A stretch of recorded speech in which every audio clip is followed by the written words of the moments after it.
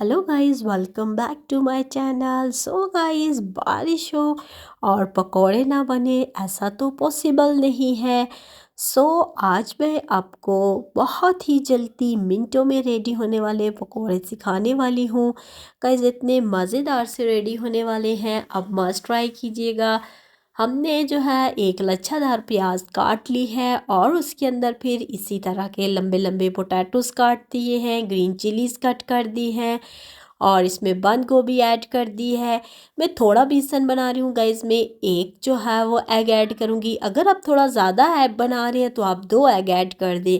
और फिर इसमें जो है वो नमक, मिर्ची, और जो मिर्ची है वो गाइस मैंने चिली फ्लेक्स यूज़ किया, यानी दड़ा मिर्च, तो आप भी वो यूज़ कर सकते हैं। और साथ में सूखी धनिया ऐड कर दी है, साथ में 2 कप के करीब बेसन ऐड किया है।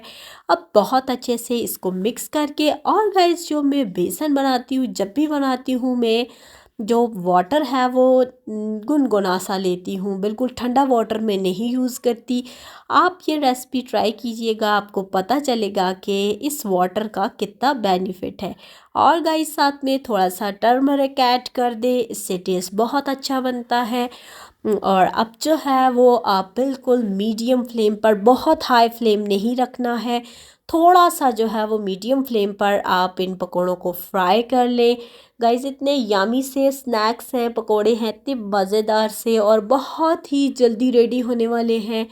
आप ये रेसिपी मस्ट ट्राई कीजिएगा, अपनी दुआओं में याद रखिएगा।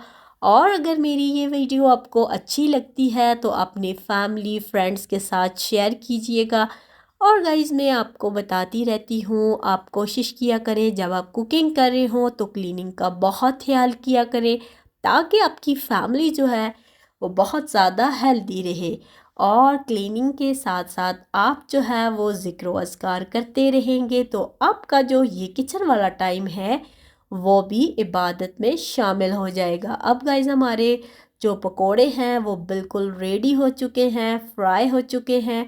अब आप इनको चटनी केचप के साथ जो है वो खा सकते हैं। अपना बहुत सारा ख्याल रखिएगा। अल्लाह हाफ़िज़।